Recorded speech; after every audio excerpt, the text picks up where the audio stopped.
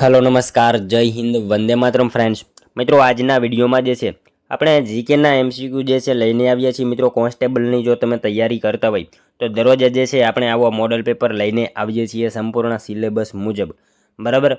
તો આપણી ચેનલ ઉપર જો તમે નવા હોય તો મિત્રો ચેનલને ખાસ સબસ્ક્રાઇબ કરી લેજો। દરરોજ આપણે જે છે આવા મોડલ પેપર લઈને આવીએ છીએ, બરાબર। તો આવનારી એક્ઝામમાં તમને આ મોડલ પેપર જે છે બધા ખૂબ અને ખૂબ ઉપયોગી થવાના છે, તો ચેનલને ખાસ સબસ્ક્રાઇબ કરી લેજો, બરાબર। તો ચાલો શરૂ કરીએ। ક્વેશ્ચન નંબર 1, ભારતીય થલ સેના દિવસ ક્યારે ઉજવવામાં આવે છે? મિત્રો ભારતીય થલ સેના આર્મી દિવસ જે છે એ ક્યારે ઉજવવામાં આવે છે? શું આવશે અહીંયા મિત્રો રાઈટ આન્સર? 15 જાન્યુઆરી, બરાબર। ખાસ યાદ રાખજો 15 જાન્યુઆરીના દિવસે જે છે એ આર્મી દિવસની ઉજવણી કરવામાં આવે છે, ખાસ યાદ રાખજો, બરાબર। મિત્રો 12 જાન્યુઆરી અહીંયા આપેલું છે। 12 જાન્યુઆરી જે છે ને એ રાષ્ટ્રીય યુવા દિવસ આવશે, અને 10 જાન્યુઆરી અહીંયા આપેલું છે। 10 જાન્યુઆરી વિશ્વ હિન્દી દિવસ આવશે।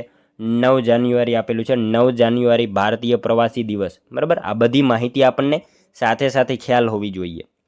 તો જોઈએ ત્યારબાદનો બીજો ક્વેશ્ચન, ભારતના સૌપ્રથમ રાષ્ટ્રપતિ કે જે તેમના કાર્યકાળ દરમિયાન મૃત્યુ પામ્યા હતા?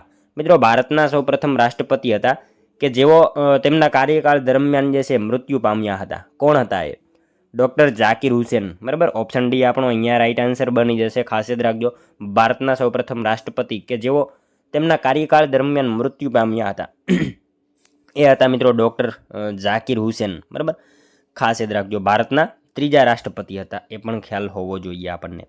જોઈએ ત્યારબાદનો નેક્સ્ટ ક્વેશ્ચન, ગોધરા ખાતે કઈ ડેરી આવેલી છે? મિત્રો ગોધરા ખાતે જે છે એ કઈ ડેરી આવેલી છે? કઈ આવશે? પંચામૃત ડેરી આવશે, બરાબર। ખાસ યાદ રાખજો, ઓપ્શન સી આપણો રાઈટ આન્સર બનશે। ગોધરા ખાતે કઈ? તો પંચામૃત ડેરી જે છે એ ગોધરા ખાતે આવેલી છે, બરાબર।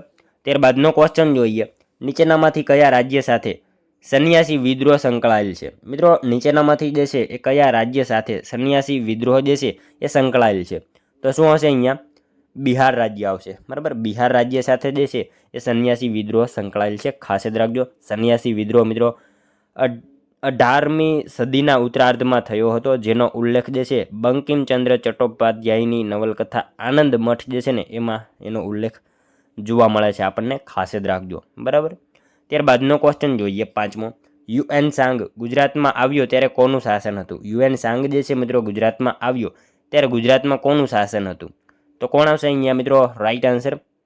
ધ્રુવસેન બીજો, બરાબર। ધ્રુવસેન બીજો જે છે એનું શાસન હતું, ખાસ યાદ રાખજો। યુએન સાંગ જે છે ગુજરાતમાં આવ્યો ત્યારે ગુજરાતમાં કોનું? તો ધ્રુવસેન બીજો જે છે એનું શાસન હતું, ખાસ યાદ રાખજો। ધ્રુવસેન બીજો મિત્રો મૈત્રક વંશનો રાજા હતો। યુએન સાંગે વલ્લભીની મુલાકાત લીધી હતી, ખાસ યાદ રાખજો।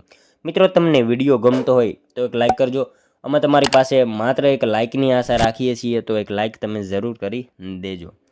નેક્સ્ટ ક્વેશ્ચન જોઈએ ત્યારબાદનો, સત્યશોધક સમાજની સ્થાપના કોના દ્વારા કરવામાં આવી હતી? મિત્રો સત્યશોધક સમાજ એની સ્થાપના જે છે એ કોના દ્વારા કરવામાં આવી હતી? કોણ આવશે અહીંયા મિત્રો રાઈટ આન્સર? જ્યોતિરાવ ગોવિંદરાવ ફૂલે, બરાબર। ઓપ્શન સી રાઈટ આન્સર બની જશે, ખાસ યાદ રાખજો। સત્યશોધક સમાજની સ્થાપના કોના દ્વારા? તો જ્યોતિરાવ ગોવિંદરાવ ફૂલે એમના દ્વારા જે છે સત્યશોધક સમાજની સ્થાપના કરવામાં આવી હતી। 1873માં મિત્રો પુણેમાં જે છે પછાત વર્ગોના ઉત્થાન માટે આની સ્થાપના કરવામાં આવી હતી, ખાસ યાદ રાખજો। 1873માં જે છે પુણેમાં પછાત વર્ગોના ઉત્થાન માટે જે છે આની સ્થાપના કરવામાં આવી હતી, ખાસ યાદ રાખજો। ત્યારબાદનો ક્વેશ્ચન જોઈએ, નીચેનામાંથી કયો જિલ્લો અમદાવાદ સાથે સરહદ ધરાવતો નથી? મિત્રો નીચે આપણને 4 ઓપ્શન આપેલા છે, એમાંથી કયો જિલ્લો જે છે એક અમદાવાદ સાથે જે છે સરહદ ધરાવતો નથી? તો મિત્રો અહીંયા શું આવશે રાઈટ આન્સર? પાટણ જિલ્લો જે છે રાઈટ આન્સર બનશે, બરાબર। પાટણ જિલ્લો જે છે અમદાવાદ સાથે સરહદ ધરાવતો નથી, જોઈ લેજો તમે, બરાબર। જોઈએ ત્યારબાદનો નેક્સ્ટ ક્વેશ્ચન, ગુજરાતી ભાષાની પ્રથમ નવલકથા કઈ છે? ગુજરાતી ભાષાની મિત્રો પ્રથમ નવલકથા જે છે એ કઈ છે? તો કરણ ઘેલો જે છે મિત્રો ખાસ યાદ રાખજો, ગુજરાતી ભાષાની પ્રથમ નવલકથા કઈ? તો કરણ ઘેલો જે છે એ ગુજરાતી ભાષાની સૌપ્રથમ નવલકથા છે। મિત્રો આ નવલકથા જે છે નંદશંકર મહેતા દ્વારા જે છે 1866માં ખાસ યાદ રાખજો લખવામાં આવી હતી। ગુજરાતી ભાષાની પ્રથમ નવલકથા કરણ ઘેલો કોના દ્વારા? તો નંદશંકર મહેતા જે છે એમના દ્વારા 1866માં લખવામાં આવી હતી, ખાસ યાદ રાખજો। ત્યારબાદનો ક્વેશ્ચન જોઈએ, નીચેનામાંથી કયો પદાર્થ ચુંબક દ્વારા આકર્ષાતો નથી? નીચેનામાંથી કયો પદાર્થ જે છે એ ચુંબક દ્વારા આકર્ષાતો નથી? કયો આવશે અહીંયા મિત્રો રાઈટ આન્સર? પિત્તળ આવશે, બરાબર. પિત્તળ રાઈટ આન્સર ઓપ્શન સી બની જશે. પિત્તળ જે છે ચુંબક દ્વારા આકર્ષાતો નથી. લોખંડ, નિકલ, કોબાલ્ટ અને એ બધા ચુંબકીય પદાર્થો છે, જ્યારે પિત્તળ એ મિશ્ર ધાતુ તાંબુ પ્લસ જસત, બરાબર, એ ચુંબકીય નથી, બરાબર, એના દ્વારા આકર્ષાશે નહીં, ખાસ યાદ રાખજો. જોઈએ ત્યારબાદનો નેક્સ્ટ ક્વેશ્ચન. બક ઠાકોર દ્વારા રચિત પ્રથમ પુસ્તક ભણકારા કઈ નદી પર આધારિત છે? બક ઠાકોર, બરાબર, એમના દ્વારા રચિત જે છે પ્રથમ પુસ્તક ભણકારા એ કઈ નદી ઉપર આધારિત છે? તો મિત્રો નર્મદા નદી આપણો અહીંયા રાઈટ આન્સર બની જશે, ખાસ યાદ રાખજો. ત્યારબાદનો ક્વેશ્ચન જોઈએ. પશ્ચિમ ઘાટ કયા પ્રકારના પર્વતનું ઉદાહરણ છે? મિત્રો પશ્ચિમ ઘાટ જે છે એ કયા પ્રકારના પર્વતનું ઉદાહરણ છે? તો શું આવશે અહીંયા? ખંડ પર્વત આવશે, બરાબર. પશ્ચિમ ઘાટ જે છે એ કયા? તો ખંડ પર્વતનું ઉદાહરણ છે પશ્ચિમ ઘાટ, ખાસ યાદ રાખજો. જોઈએ ત્યારબાદનો નેક્સ્ટ ક્વેશ્ચન. કચ્છની મધ્યધારનો સૌથી ઊંચો ડુંગર કયો છે? મિત્રો કચ્છની મધ્યધારનો સૌથી ઊંચો ડુંગર જે છે એ કયો છે? તો કયો આવશે અહીંયા? ધીણોધર ડુંગર આવશે, બરાબર, ખાસ યાદ રાખજો મિત્રો. કચ્છની મધ્યધારનો સૌથી ઊંચો ડુંગર કયો? તો ધીણોધર ડુંગર જે છે એ મિત્રો કચ્છની મધ્યધારનો સૌથી ઊંચો ડુંગર છે. મિત્રો ધીણોધર ડુંગર ઉપરથી કર્કવૃત પસાર થાય છે, બરાબર. આ બાબત પણ આપણને સાથે સાથે ખ્યાલ હોવી જોઈએ, બરાબર. જોઈએ ત્યારબાદનો next question. Blue baby syndrome રોગ પાણીમાં કયા પદાર્થની માત્રા વધવાથી થાય છે? બ્લુ બેબી સિન્ડ્રોમ મિત્રો આ એક પ્રકારનો રોગ છે. એ રોગ જે છે પાણીમાં કયા પદાર્થની માત્રા વધી જાય તો એનાથી થાય? તો શું આવશે? પાણીમાં મિત્રો નાઇટ્રેટ, બરાબર, નાઇટ્રેટની માત્રા જો વધી જાય તો આ રોગ થાય છે બ્લુ બેબી સિન્ડ્રોમ, બરાબર, ખાસ યાદ રાખજો. જોઈએ ત્યારબાદનો નેક્સ્ટ ક્વેશ્ચન. વિશ્વનું સૌથી મોટું શિપ બ્રેકિંગ યાર્ડ ક્યાં આવેલું છે? મિત્રો વિશ્વનું જે છે સૌથી મોટું શિપ બ્રેકિંગ યાર્ડ જે છે એ ક્યાં આવેલું છે? તો અલંગ, આપણા ભાવનગરમાં અલંગ ખાતે જે છે વિશ્વનું સૌથી મોટું શિપ બ્રેકિંગ યાર્ડ આવેલું છે, ખાસ યાદ રાખજો. ત્યારબાદનો ક્વેશ્ચન જોઈએ. હડપ્પીય સભ્યતાનું સ્થળ દેસલપર કઈ નદી કિનારે આવેલું છે? હડપ્પીય સભ્યતાનું સ્થળ જે છે દેસલપર એ કઈ નદીના કિનારે આવેલું છે? તો મિત્રો દેસલપર જે છે ને એ મોરઈ નદી, બરાબર, મોરઈ નદીના કિનારે આવેલું છે, ખાસ યાદ રાખજો. હડપ્પીય સભ્યતાનું સ્થળ દેસલપર જે છે એ મોરઈ નદીના કિનારે આવેલું છે. ત્યારબાદનો ક્વેશ્ચન જોઈએ. હાથી ગુફા અભિલેખ કયા રાજાનો છે? હાથી ગુફા અભિલેખ જે છે એ કયા રાજાનો છે? તો શું આવશે અહીંયા? ખારવેલ આવશે, બરાબર, ખારવેલ આવશે. રાઈટ આન્સર ઓપ્શન એ બની જશે. હાથી ગુફા અભિલેખ કયા રાજાનો? તો ખારવેલ રાજાનો જે છે અભિલેખ હાથી ગુફા અભિલેખ છે, બરાબર. જોઈએ ત્યારબાદનો નેક્સ્ટ ક્વેશ્ચન 17મો. ચોથી બૌદ્ધ ધર્મસભા કોની અધ્યક્ષતામાં યોજાઈ હતી? ચોથી બૌદ્ધ ધર્મસભા જે છે એ મિત્રો કોની અધ્યક્ષતામાં યોજાઈ હતી? કોણ આવશે અહીંયા રાઈટ આન્સર? વસુમિત્ર, બરાબર, વસુમિત્ર જે છે એમની અધ્યક્ષતામાં ચોથી બૌદ્ધ ધર્મસભા જે છે એનું આયોજન થયું હતું. આ સભા મિત્રો રાજા કનિષ્કના સમયમાં કાશ્મીર કુંડલવનમાં ભરાઈ હતી, એ પણ આપણને ખ્યાલ હોવી જોઈએ, માહિતી. ત્યારબાદનો ક્વેશ્ચન જોઈએ. જંતર એ કયા પ્રકારનું વાદ્ય છે? મિત્રો જંતર જે છે એ કયા પ્રકારનું વાદ્ય છે? તો શું આવશે? તંતુવાદ્ય આવશે, બરાબર, તંતુવાદ્ય છે. જંતર જે છે એ તંતુવાદ્ય ગણાય છે, બરાબર. ત્યારબાદનો ક્વેશ્ચન જોઈએ. પિઠોરા તરીકે ઓળખાતા ચિત્રો કયા આદિવાસીઓની પરંપરાગત કલા છે? પિઠોરા તરીકે ઓળખાતા ચિત્રો જે છે એ કયા આદિવાસીઓની પરંપરાગત કલા છે? શું આવશે અહીંયા રાઈટ આન્સર?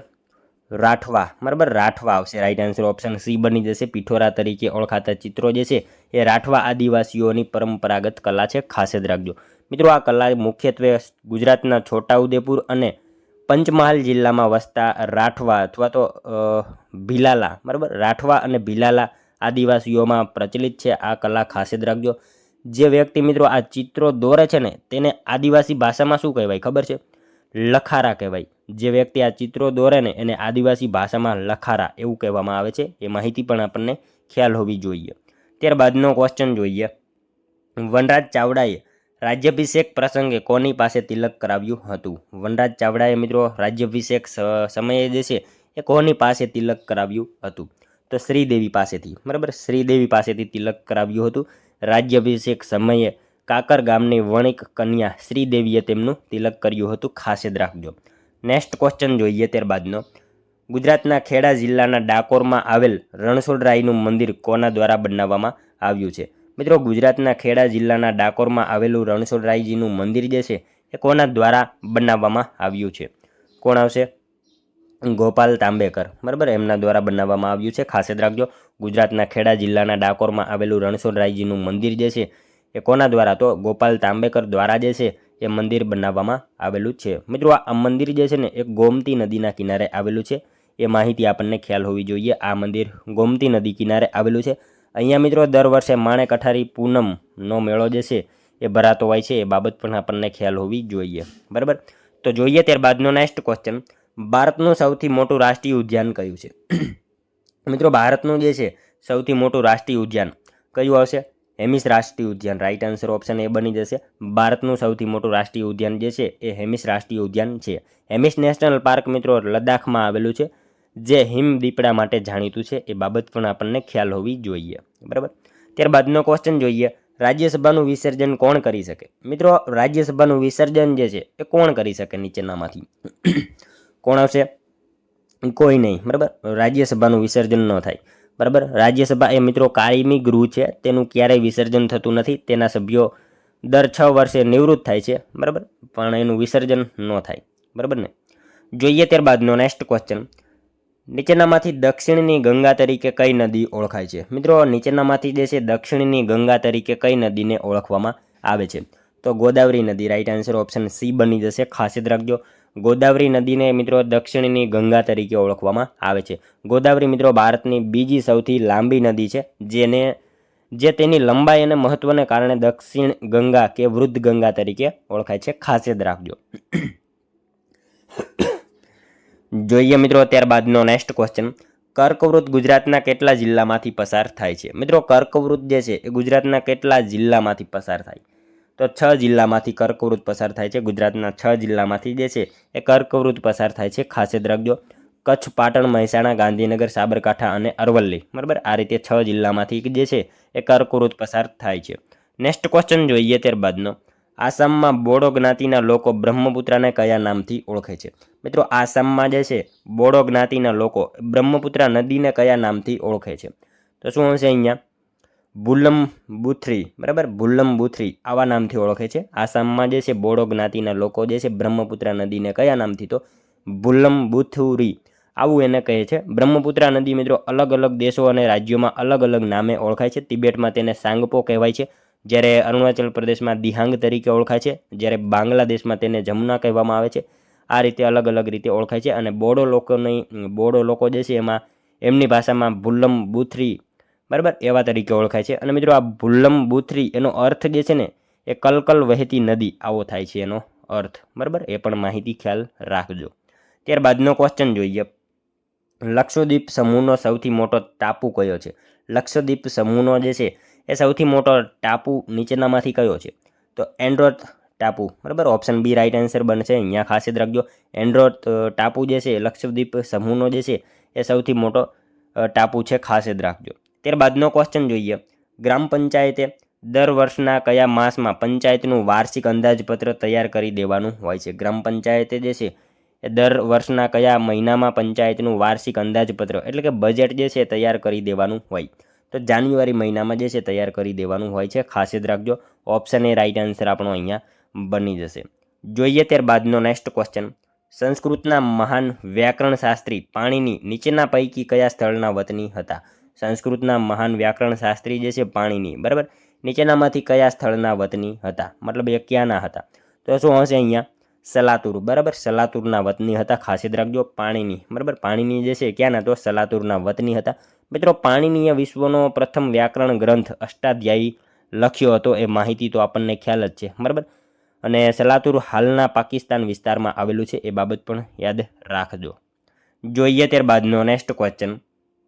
જમીન ખંડમાં ઘણા અંતર સુધી ફેલાયેલ સમુદ્ર જળની સાંકળી પટ્ટીને શું કહેવામાં આવે છે? જમીન ખંડમાં મિત્રો ઘણા અંતર સુધી ફેલાયેલી સમુદ્ર જળની સાંકળી પટ્ટીને શું કહેવાય? તો એને મિત્રો અખાત કહેવાય, બરાબર. ઓપ્શન એ રાઈટ આન્સર બનશે. જમીન ખંડમાં ઘણા અંતર સુધી ફેલાયેલ સમુદ્ર જળની સાંકળી પટ્ટીને શું? તો એને અખાત કહેવામાં આવે છે. ગુજરાતમાં મિત્રો કચ્છનો અખાત અને ખંભાતનો અખાત એ આના શ્રેષ્ઠ ઉદાહરણો છે. એ માહિતી ખ્યાલ રાખજો. જોઈએ ત્યારબાદનો નેક્સ્ટ ક્વેશ્ચન 31મો.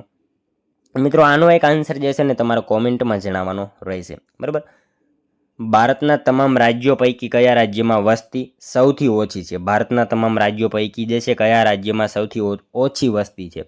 મિત્રો આનો એક આન્સર તમારે કોમેન્ટમાં જણાવવાનો રહેશે, બરાબર.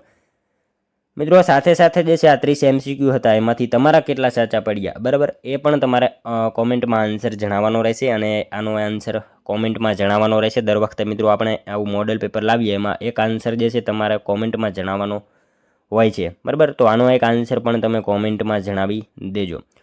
તો મિત્રો આ હતો વિડીયો. જો તમને વિડીયો પસંદ આવ્યો હોય તો એક લાઇક કરજો, તમારા મિત્રો જોડે આ વિડીયોને શેર કરજો, જેથી એમને પણ આ વિડીયો ઉપયોગી બને. અને મિત્રો આપણી ચેનલ ઉપર જો તમે નવો હોય તો મિત્રો ચેનલને ખાસ સબસ્ક્રાઈબ કરી લેજો. દરરોજ આપણે જે છે આવા મોડલ પેપર મૂકીએ છીએ, તો આવનારી એક્ઝામમાં મિત્રો તમને આ બધા મોડલ પેપર ખૂબ ને ખૂબ ઉપયોગી થવાના છે. તો ચેનલ સાથે ખાસ જોડાયેલા રહેજો, બરાબર. તો મળશું હવે આપણે કાલે બીજા વિડીયોમાં. ત્યાં સુધી જય હિન્દ, વંદે માતરમ.